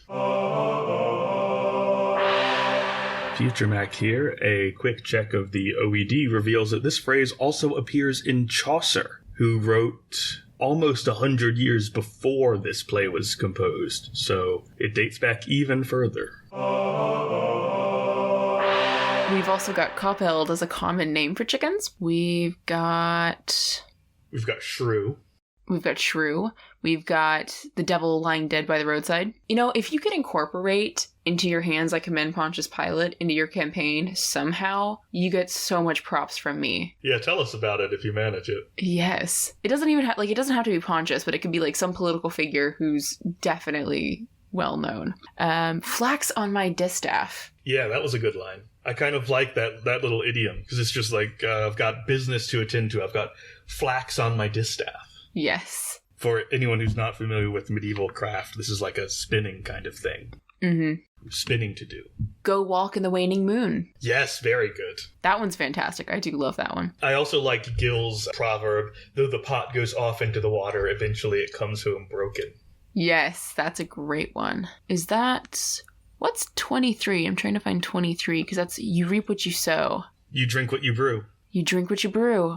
That's great. It's those little things that really add the world building to your campaign or to your book, whatever you're creating here. Is you take some idiom that is very familiar and you just flip it just enough. Just enough. Oh, we've got tossing someone in a canvas. That could be incorporated into D&D in general as just part of the scene in a peasant village. Exactly. I was going to say, like, low-level quest, you walk in and someone's being tossed in a canvas.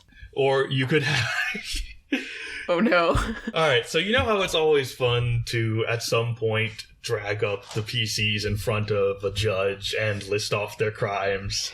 If you pull that at a low level, you can have them tossed in a canvas instead. Yes. Fantastic. Yeah, instead of it being the city guard or something, it's just a local bunch of peasants. They're like, you've killed too many of our chickens. Like, just go full Link style, Legend of Zelda, and toss them in a canvas. Yes. You could refer to a child as a tiny little mop. Yeah.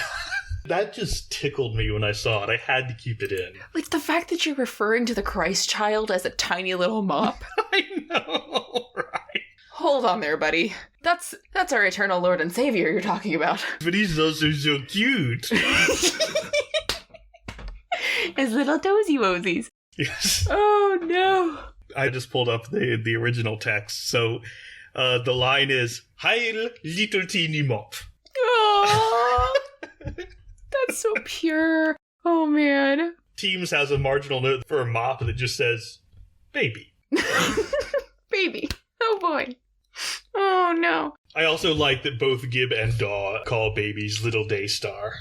Yeah, that's really cute. That's something you could start calling your kids that I think is really uplifting. Like, I would want to have been called Little Daystar as a kid. Yeah, it's very sweet. It's very sweet. Okay.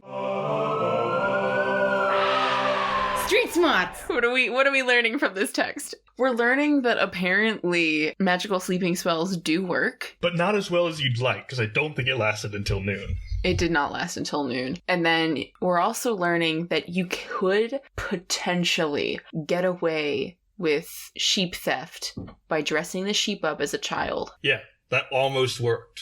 Also, how big is this sheep? Because I think of sheep, like, sheep are, like, big dog-sized. Yeah, I kept thinking about that, and the interpretation I ended up coming up with is they've got it wrapped up in some way, like that it's under so many blankets that you can't tell what size it is. You're like, oh, maybe there's just a pillow under the baby.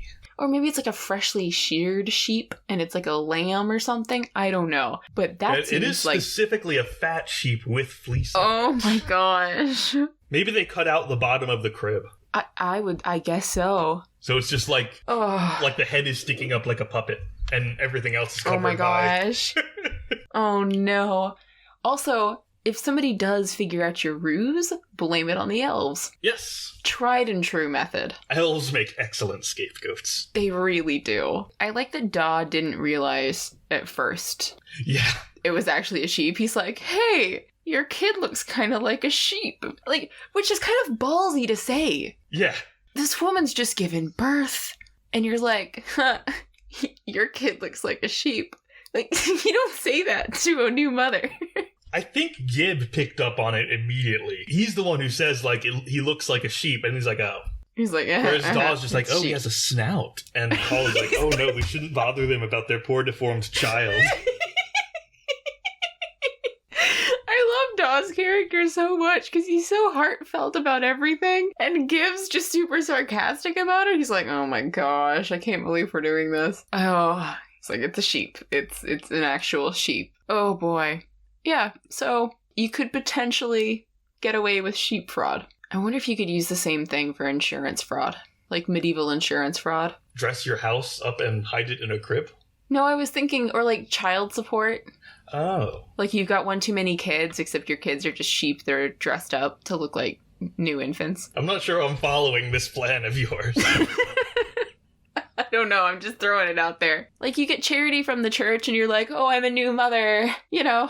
And it's just a sheep. Could do. I don't know. I'm just saying. I feel like if a church is willing to give you charity for being a new mother, they'd probably be willing to give you charity just for being, like, poor. Poor. That's also fair.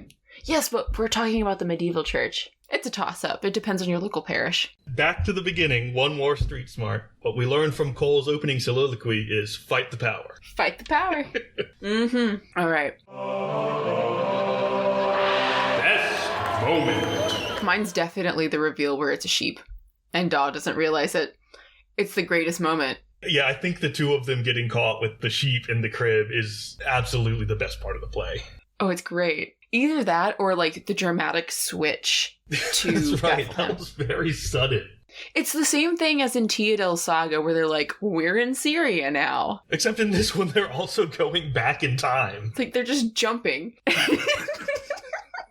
They saw the angel, and the angel's like, this is really important, and I need you to be here for this. I lost track of the original Shepard, so I'm just gonna grab you guys. In the opening soliloquy, Cole invokes the Virgin Mary. Like, clearly this is post. They just go back in time. Also, where are they getting the cherries from? Yeah, it's a miracle. Okay, well, that was a miracle, to be fair. That is a miracle. But Daw only gave him a ball. Like, he couldn't find, like, some other miracle. Is this like a miracle ball? Honestly, I feel like that's the only gift that the child can actually enjoy, because he can't eat cherries, and I think Gib just caught a sparrow or something. Just got a bird out of nowhere. Like, at least Daw has a gift why? for a kid. That's true. I rescind my opinion on that one. I think Daw's gift was the most appropriate of the three. Like, one was a miracle, and of course I'd be like, hey, Mary, cherries in season for you. Yeah. But then you're just like, I've got a bird. Just got a bird. Here you go. Teams had a note on this that it's supposed to be, like, symbolic. Let me see if I can find it. Oh, I'm sure it's meant to be symbolic, like a dove or something. Yeah, something like that. How can you have all these gifts? Like, you've got gold, frankincense, myrrh, cherries, a bird, and a ball. All right, here it is. Symbolic Gifts. An unseasonable bob of cherries.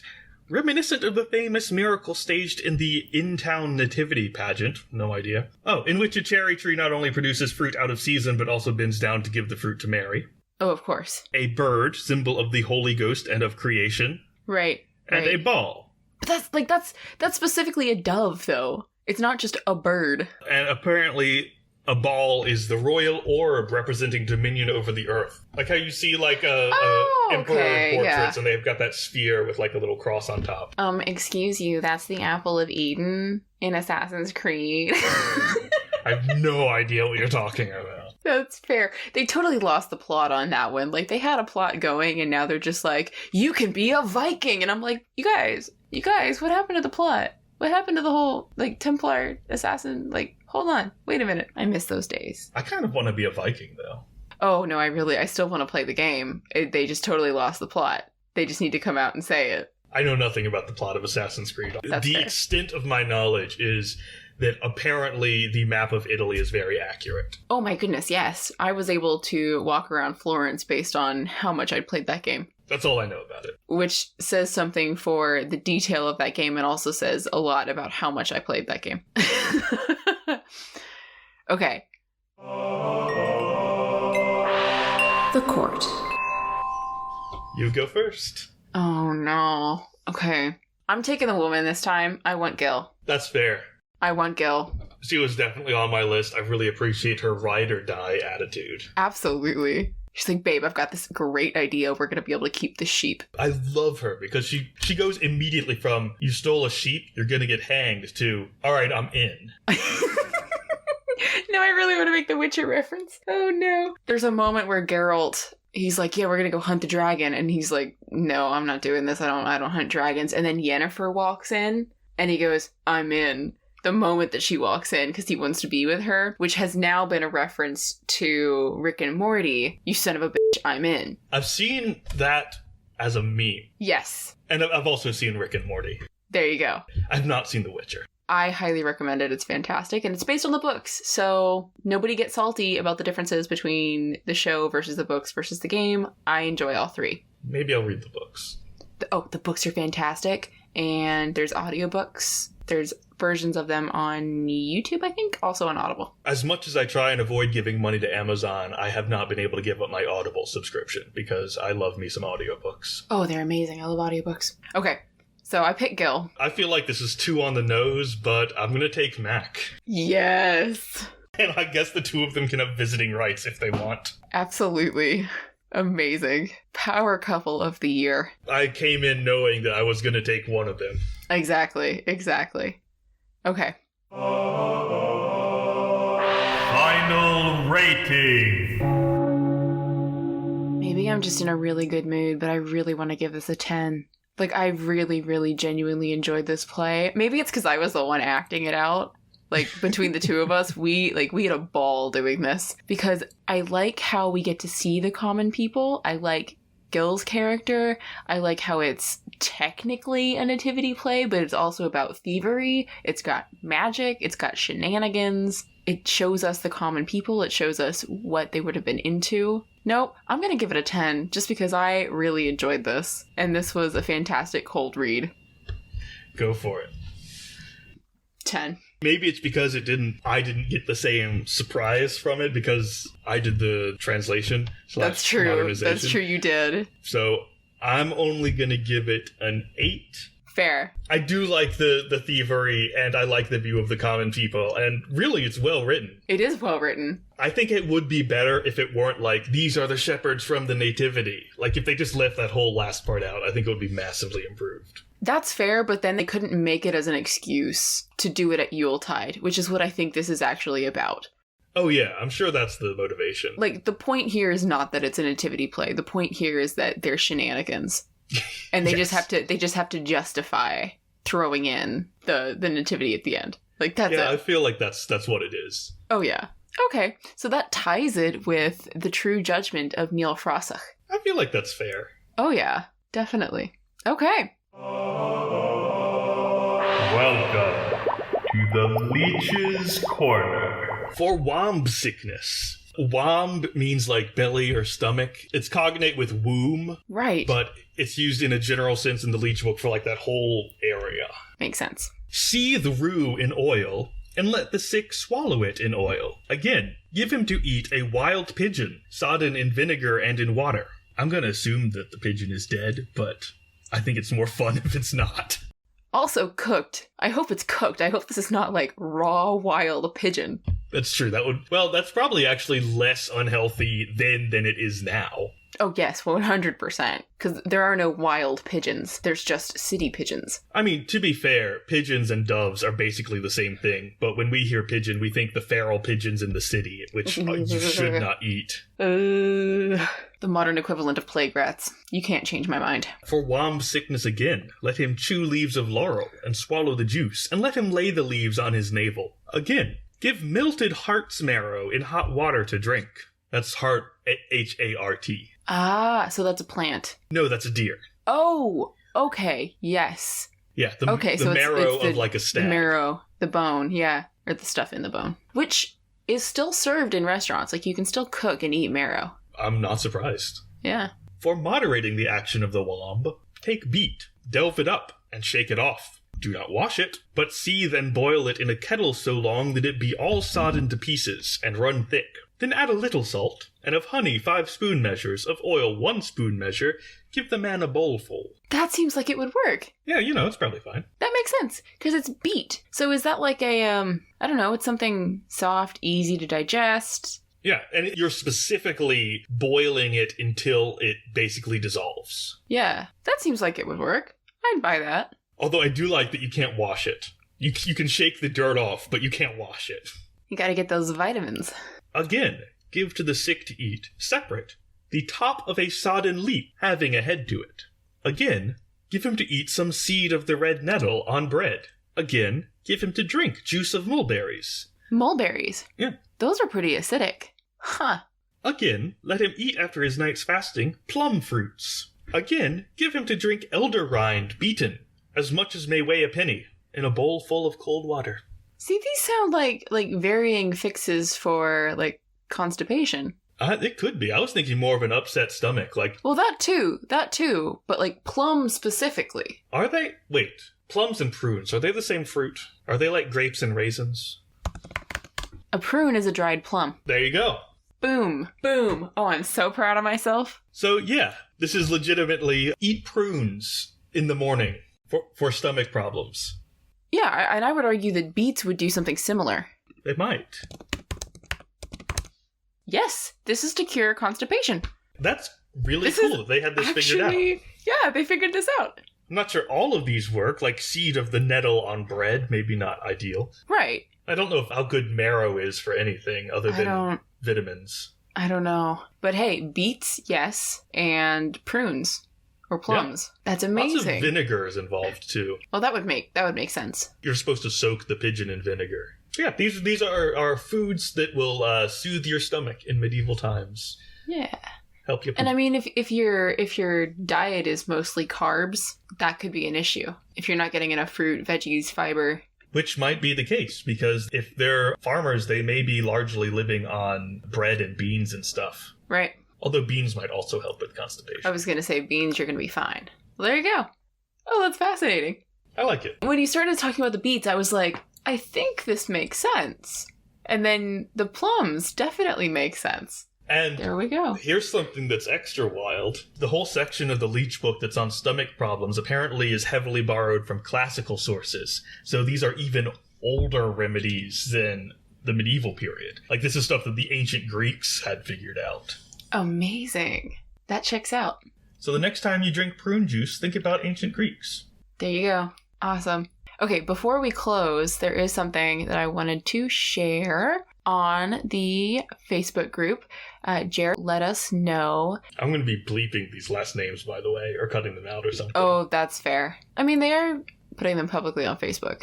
I know, but I don't want to put their business in the streets, as it were. That's fair. So Jer said that he's included some of our stuff in his campaign, which is fantastic. And his campaign is Scandinavia at approximately 750 AD. And we asked how some of the history has been incorporated into the campaign, because that helps us know what works and what sort of stuff you guys find useful. So he suggested that players need to have real world capabilities, except for the healer, and the healer needs to show French Canadian magic, so herbalism or the side of healing power. So that kind of goes back to what we were talking about, witchcraft. So sort of low level magic. And and he's also applied known Scandinavian laws that they have to abide by, like no murdering, but killing with a cause is okay, and some of the stories from the Poetic Edda for clues and puzzles. And if you want more clues and puzzles, I highly recommend looking at the Old English riddles, which we should do soon, because those are fantastic to add into a campaign.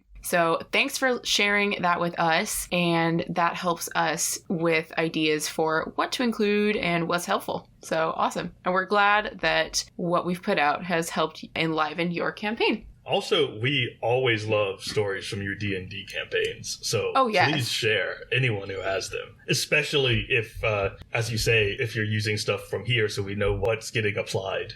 Yes, definitely. All right. Yes, we love this interaction. We love to hear from you guys. It makes us excited to know that you guys are using this stuff and engaging with this stuff, because I don't know about you, but I can't stand academic elitism, and there's so much that's hidden behind academic paywalls that, like, we want to get out to you guys. This is really interesting stuff. You know, humans are humans, and we've always been this way. We've always been weird and wacky, so we should know about it. Fact. There we go. And with that, we wish you all a very Merry Christmas if you so choose to celebrate. Stay safe over the holiday season with, it being cold and numbers ramping up in terms of COVID. So please, if you do choose to travel, do so safely and carefully. Think about your fellow man. Preferably in a car instead of a plane, if possible. Yes. Yes, do what you can to keep yourself safe and keep others around you safe. Wear your masks, do the right thing. Long-term consequences include zombie plagues, potentially, so we'd like to avoid those. But yeah, so if you so choose to, have a very happy Christmas, and otherwise have a wonderful holiday season. We hope you get all the rest that you need in these crazy times. Also, if you're looking for a Christmas gift for your geeky friends, something has been showing up on my Facebook feed that I need to tell people about. Go on. Apparently, all right, you know how the D100s you usually get are those like plasticky golf ball-y things with sand in the middle? Yes. A company called Misty Mountain Gaming has made a solid zinc D100. Oh my gosh. It's like 2 inches across and weighs like a pound. A chunker. So it is equally useful for determining percentage chances and for putting in a sock and hitting a fascist with, or for determining the percentage chance of you hitting a fascist with it. There you go. I just wanted to let people know that existed because I love it and I'm probably going to buy one. That is a great Christmas gift idea. Absolutely. They're not sponsoring us, but if they want to, we're open to it. Woo, woo. Absolutely. See, this just reminds me of the saga where the guys are looking for I think he's been outlawed, and they go to his wife's house, and they're like, hey, is your husband here? We'll pay you if you tell us where he is. And she says, sure, I'll tell you. Can I do anything I want with the money? And they're like, yeah, anything. And she says, okay, great. She takes the sack of money, says, yeah, he's not here, and then swings and breaks the guy's nose. Yeah, with the sack of money. Like, with uses it as a blackjack. Yes. So this is something you can do with this D100. That's Gisli's saga, by the way, if y'all want to read that for yourself. Like our character in the Second Shepard's play, Gisli's wife is ride or die, and it's fantastic. Oh, she's amazing. Yeah. Another power couple. I think Saga Thing liked her too. She's one of the only women they recruited into their Thingmen. Oh, wow. There's so many cool women in the sagas, though. Yeah, but they're often marginalized, and... That's true. There's a lot of cool men as well, so we'll give them that. All right, but I think we're set. Yeah, that's got to be the whole thing. Yes, Merry Christmas, everyone. Or solstice, or whatever you do. Or whatever holiday you so choose to celebrate. All right. Thank you for listening to the Maniculum. Please consider leaving a rating and review in Apple Podcast to help support the project. For more geeky editions or to see our sources and notes, check out our blog, Marginalia, at themaniculumpodcast.com. You can also join our Facebook group, The Maniculum Podcast, to join in on discussions about all things medieval. And feel free to reach out. We're on Twitter at Maniculum and on Instagram at Maniculum Podcast. We'd love to hear from you. And special thanks to Sandra Boyle, who created the music for our show. You can check out her project, Sugar Glass, on Spotify. Alright, since you've done 2 songs and I've done 1, I'll take this last one and confuse my roommate, who I can hear moving around now. Oh boy, go for it. I see a little silhouette of a man, Scaramouche, Scaramouche, swing, do the fandango.